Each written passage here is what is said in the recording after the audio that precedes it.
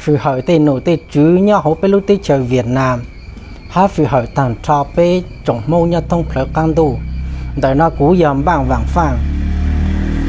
mấy ô tô rồng nông cú chó lù nó thầu pi một chút thầu sầu mấy sang giang xa luôn ra có giờ ít tụ mông thầu cọp bù bê ít cho cứ tìm mông nhớ trốn tại lũ huyền Sapa lũ huyền mèo vàng ha lửa khó chờ chỉnh chúa chó tu lùa chỉnh chúa chó nà giữ chế chỉnh chúa ít xa mông chỉnh chú tàu bao chỉnh để qua dùa chẳng chúa tên xài một ô của bù ô trâu chón xài là tê tụ tôn hình tê tụ xài để qua cười tháo ký băng là chỉ một lần tùy băng có mau xa có chỉ có bầu tờ có hạ u hạ nọ đó là có trường gây tệ có trường lụ lời bê mông khó tên mình nọ cú khá cho mẹ ta ra nó cú lụ băng chọn xài là băng mình cho của bù là mẹ yếu tông gây tệ lụ công tệ lụ băng mỗi rằng video nó chia sẻ hát tới lụ chú gì của mua chú kế sức chỉ是lùa cho bê chọn xài là bê cho của bù mà mẹ ở tôi rồng nông cú rằng video nó thầu pi một chút thầu sầu mình sang giang xa luôn ra khá cho số linh số tuổi ta cú yếu chỉ thẳng đằng đầu cú yếu hạ của giờ ha trâu luôn ra sư trên đấy trâu luôn tới nó nụ chứ nhớ trong tới lũ huyền Sapa công an tàu tê cú chọn đỡ ha sang đỡ trả lời là tê sang đỡ tua cho cú là cú yếu mua trang đỡ nhện trâu bê trồng mông thông phở can đu chú xanh giờ bê cho mông Việt Nam bê số linh số tù tàu bù tàu bao tàu nó đại có sai nó chỉ giờ trang đỡ cứ công an thị trấn Sapa tê cú liền đỡ tua cho cú nè dùng liền nó chỉ cú mua nhện nè cú mua nhện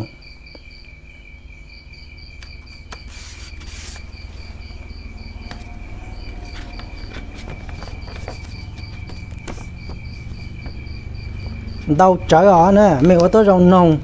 cú nhện cái canh nè cú nhện cái canh em mẹ xài lên nồng trầu á đời no trên đời cú chế nó chế trộn đủ rồi chế cú mình rất lúa á ta sẽ trở lên chẳng là mẹ nồng cú cháu lú ha thẳng nồng cú thẳng chán ra lú mẹ xài bao luôn ra nè đó nè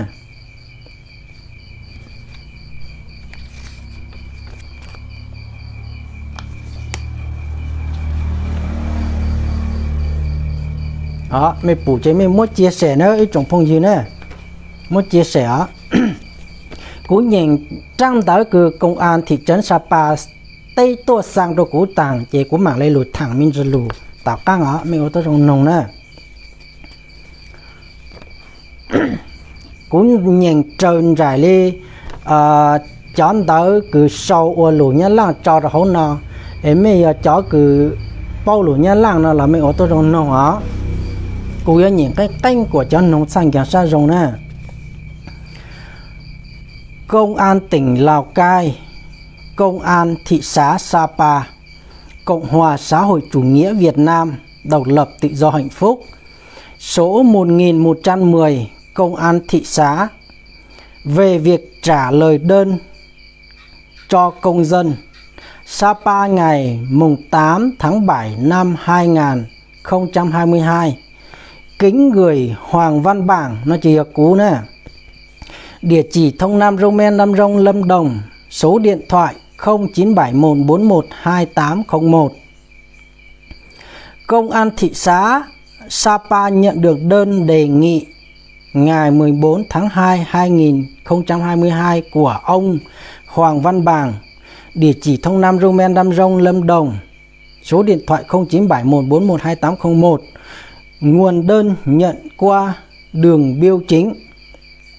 Nội dung đơn: ông Hoàng Văn Bảng phản ánh từ năm 2016 đến 2022 xảy ra nhiều vụ bắt ép kéo các cô gái Mông về làm vợ tại Sapa gây bức xúc cộng đồng Mông. Gần nhất là vụ ngày 6 tháng 2 2022 của cháu Hạng Thị Mai 16 tuổi tại tổ 2 phường Sapa, thị xã Sapa, tỉnh Lào Cai. Ông Hoàng Văn Bảng cho rằng đó là hành vi vi phạm nghiêm trọng về quyền tự do hôn nhân và gia đình. Ông Bằng cho rằng công an địa phương chưa quan tâm, chưa có biện pháp xử lý nghiêm đối với những trường hợp vi phạm trên, nên vẫn còn xảy ra nhiều vụ kéo vợ vi phạm pháp luật. Ông Bằng đề nghị công an thị xã Sapa tuyên truyền pháp luật, xử lý nghiêm những trường hợp kéo vợ như trên. Sau khi xem xét đơn kiến nghị phản ánh qua thực tế công tác phối hợp tuyên truyền phổ biến giáo dục pháp luật và qua những công tác thi hành pháp luật về bảo đảm an ninh trật tự theo chức năng, nhiệm vụ, thẩm quyền, luật định, Công an thị xã Sapa trả lời đơn kiến nghị phản ánh đề ngày 14 tháng 2 năm 2022 của ông Hoàng Văn Bằng với các nội dung cụ thể như sau. Đó. Dồn dĩ mù nữa. 1. Về công tác tuyên truyền pháp luật nói chung và công tác tuyên truyền pháp luật về bảo đảm an ninh trật tự nói riêng của Công an thị xã Sapa từ năm 2016 đến nay. Từ năm 2016 đến nay, Công an thị xã Sapa đã luôn quan tâm, trực tiếp thực hiện và phối hợp chặt chẽ với các cơ quan, ban ngành, đoàn thể, các cấp thực hiện công tác tuyên truyền các chủ trương đường lối của Đảng, chính sách pháp luật của nhà nước, các quy định của địa phương nói chung, trong đó có luật hôn nhân và gia đình, luật bình đẳng giới, và tuyên truyền pháp luật về bảo đảm an ninh trật tự an toàn xã hội. Sau đây xin gọi tắt là tuyên truyền pháp luật. Trên địa bàn thị xã Sapa, tỉnh Lào Cai nói riêng, công tác tuyên truyền pháp luật được Công an thị xã thực hiện và phối hợp thực hiện thường xuyên liên tục, không chỉ riêng giai đoạn từ năm 2016 đến nay mà kể cả thời gian trước đó, với nhiều hình thức đa dạng, phong phú, thu hút cộng đông đảo các tầng lớp nhân dân trên địa bàn tham gia. Các hình thức tuyên truyền đã và đang được thực hiện cụ thể như tổ chức tuyên truyền trực tiếp thông qua các buổi họp thôn, tổ dân phố, tuyên truyền thông qua các hoạt động công tác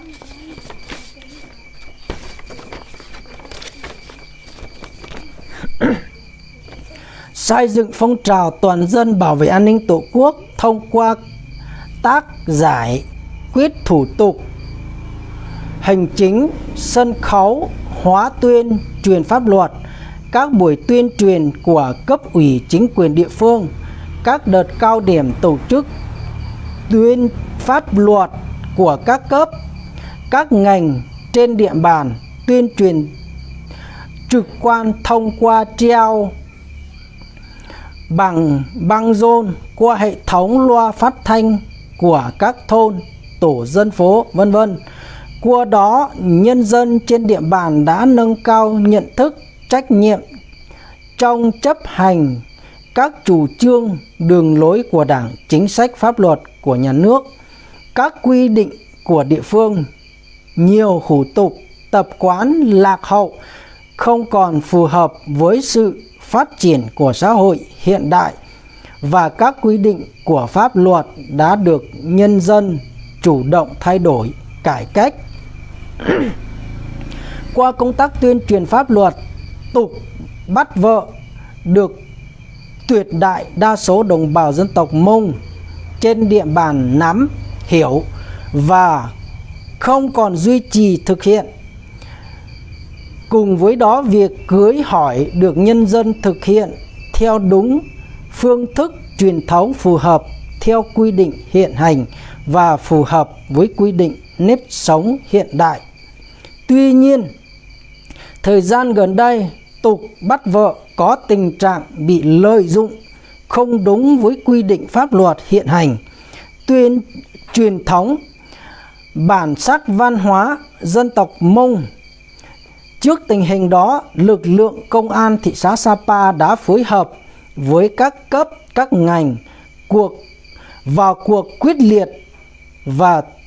tùy tính chất, mức độ vi phạm đã tiến hành điều tra, xác minh theo đúng chức năng, nhiệm vụ, thẩm quyền, quy định, đề xuất, xử lý nghiêm minh các trường hợp vi phạm theo luật định, tuyệt đối không bỏ lọt tội phạm, không làm oan sai người vô tội. 2.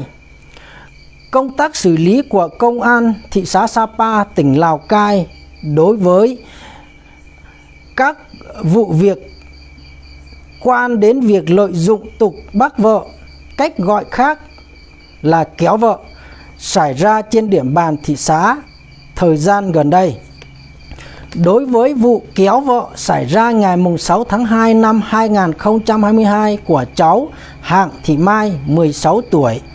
tại tổ 2 phường Sapa, thị xã Sapa, tỉnh Lào Cai, như đơn của ông Hoàng Văn Bằng phản ánh. Qua công tác xác minh của Công an thị xã Sapa, tỉnh Lào Cai, ngày 6 tháng 2 2022 trên địa bàn thị xã Sapa, không có vụ kéo vợ nào liên quan đến trường hợp công dân có họ tên Hạng Thị Mai như nêu trong đơn phản ánh. Tuy nhiên, trước khi nhận được đơn của ông Hoàng Văn Bằng vào ngày 6 tháng 2 năm 2022, trên mạng xã hội Facebook và YouTube xuất hiện đoạn tin có nội dung phong tục Tết kéo vợ của dân tộc Mông Sapa 2022, cùng với nhiều bình luận trái chiều phản cảm gây ảnh hưởng đến tình hình an ninh trật tự trên địa bàn. Ngay sau khi phát hiện vụ việc trên không gian mạng, lãnh đạo Công an thị xã Sapa đã lập tức chỉ đạo tổ chức lực lượng công an cơ sở tiến hành xác minh rõ. Qua công tác xác minh được biết người bị kéo là chị Hạng Thị M. Nó có nó chè lùi nụ chú chè lùi sầu luôn bề mình đó, Hạng Thị M, sinh ngày 04 tháng 2 năm 2005, 17 tuổi, trú tại tổ 2 phường Sapa, thị xã Sapa, tỉnh Lào Cai, đi chơi cùng bạn đến khu vực tổ 5 phường Hàm Rồng, thị xã Sapa, tỉnh Lào Cai và gặp nhóm người của anh Giàng A Tung, sinh ngày 2 tháng 3, 2003, hộ khẩu thường trú tổ 1 phường Hàm Rồng, thị xã Sapa, tỉnh Lào Cai, thì bị nhóm thanh niên này kéo, xô đẩy, vác trên vai chạy lên đường theo hướng từ Sapa về Lào Cai. Trong quá trình kéo, nhóm thanh niên này có bắt một xe taxi ở gần đó và đưa chị M lên xe đưa về khu vực cầu km 32 thuộc tổ 1 Hàm Rồng, đưa vào nhà của Giàng A Tung. Qua làm việc với chị Hạng Thị M, được biết bản thân bị anh Giàng A Tung và một số thanh niên kéo về đến nhà của Tung để làm vợ của Tung. Tuy nhiên bản thân không đồng ý, nên tối ngày 6 tháng 2 2022, bản thân Hạng Thị M không sinh hoạt cùng gia đình của Tung và ngủ cùng chị dâu của Tung. Trong quá trình ở tại nhà Tung, bản thân không bị cưỡng ép quan hệ tình dục,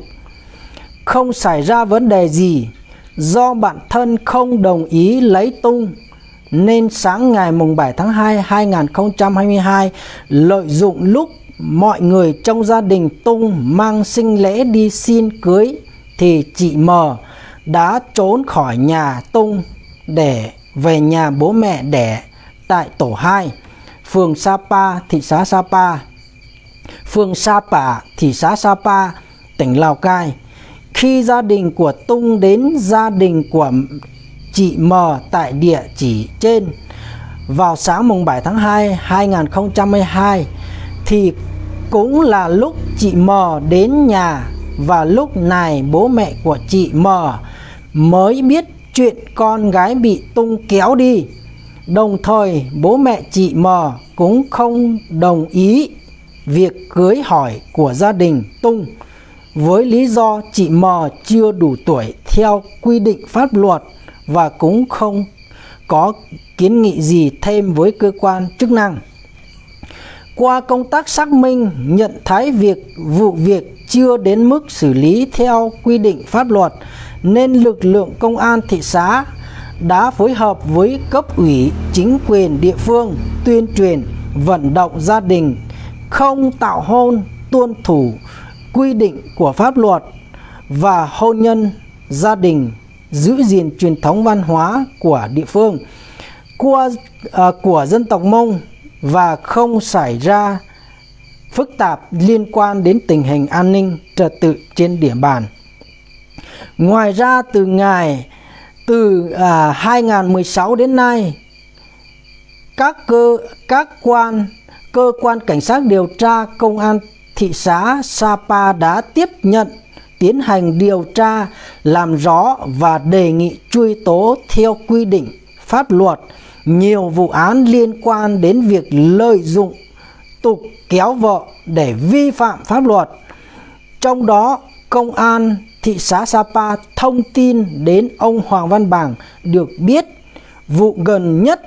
cụ thể ngày 24 tháng 2 2022, cơ quan cảnh sát điều tra công an thị xã Sapa tiếp nhận hồ sơ nguồn tin về tội phạm từ công an phường Sapa chuyển đến với nội dung cháu Thảo Thị C, sinh ngày 9 tháng 2 2007, trú tại tổ 3, phường Sapa, thị xã Sapa, tỉnh Lào Cai, tố cáo Giàng A Sú, sinh năm 2001, trú tại thôn Xéo Mí Tỉ, xã Tả Văn, thị xã Sapa, tỉnh Lào Cai, đã có hành vi xâm hại tình dục đối với cháu Thảo Thị C vào ngày 22 tháng 2 năm 2022 tại nhà của Giàng A Sú thuộc thôn Xéo Mí Tỉ, xã Tạ Văn, thị xã Sapa, tỉnh Lào Cai. Ngày 24 tháng 2 2022, cơ quan cảnh sát điều tra công an thị xã đã ra lệnh giữ người trong trường hợp khẩn cấp đối với Giàng A Sú có căn cước lai lịch nêu trên về hành vi giao cấu với người từ đủ 13 tuổi đến dưới 16 tuổi để tiến hành điều tra xác minh. Đến ngày 5 tháng 3 2022, cơ quan cảnh sát điều tra công an thị xã Sapa đã ra quyết định khởi tố vụ án hình sự, khởi tố bị can và ra lệnh tạm giam thời hạn 111 ngày đối với Giàng A Sú về hành vi trên. Đến ngày 5 tháng 5 2022, cơ quan cảnh sát điều tra công an thị xã đã có kết luận điều tra vụ án hình sự, đề nghị truy tố theo quy định pháp luật. Ngày 28 tháng 6 2022, Tòa án Nhân dân thị xã Sapa đã xét xử vụ án hình sự. Kết quả, Giàng A Sú bị Tòa án Nhân dân thị xã Sapa, tỉnh Lào Cai tuyên phạt 3 năm tù giam về hành vi phạm tội giao cấu với người từ đủ 13 tuổi đến dưới 16 tuổi.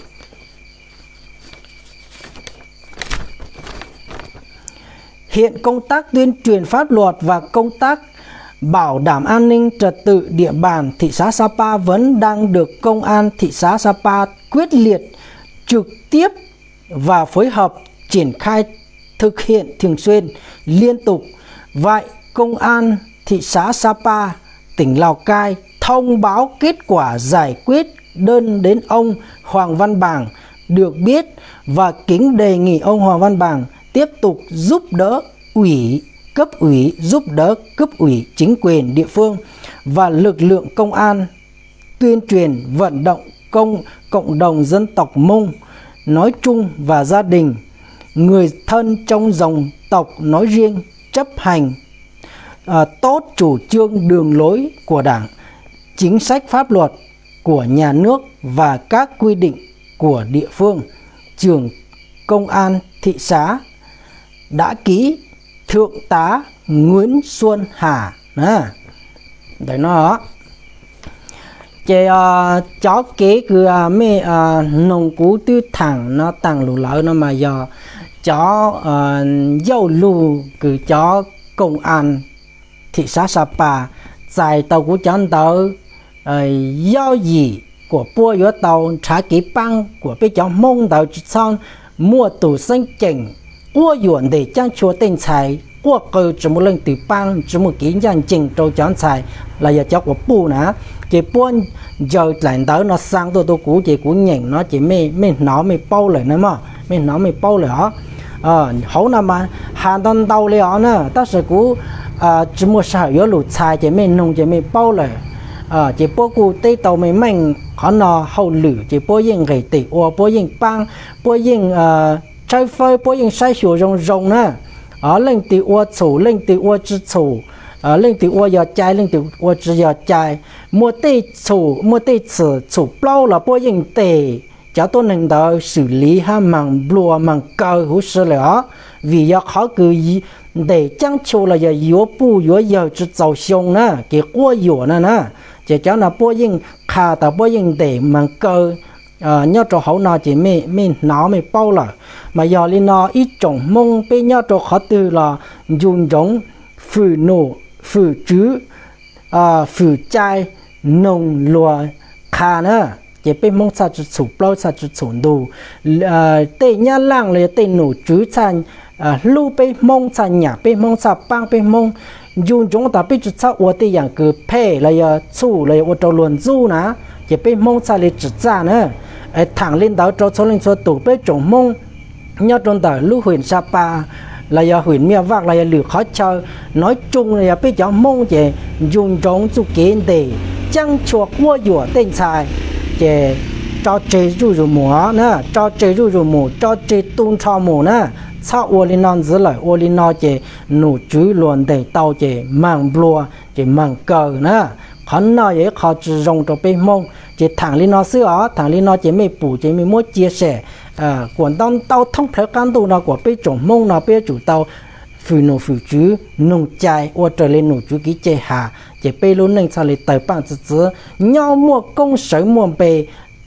sao lại or tao luôn nên chữ ra nữa cháu của bu chọn trái là mấy yếu chủ tao bao ta mấy mua quyền tự do quyền con người ha ná quyền công dân ha ná giờ lên từ qua yếu mấy chân nhà qua yếu để chẳng cho chỉ mấy mua quyền khiếu kiện khiếu nại nè chỉ mấy chỉ bao chỉ mấy hú tua đâu cũ giờ lên từ trò qua yếu để chẳng cho hú tua đâu cũ chỉ cũ mà kha chú gì cho mấy nè cũ số máy 0971412801 nè thằng linh nó ít trồng phong dư mấy phụ nó là đóng góp ý kiến nhá cho hậu nào nè dùng giống bây giờ ít tụ bây sành lời bây sống và làm việc đúng theo hiến pháp và pháp luật khó nó sẽ liệt khó dùng trang bờ ô trong đó đó phù hợp rất là nữa mà bye bye nữa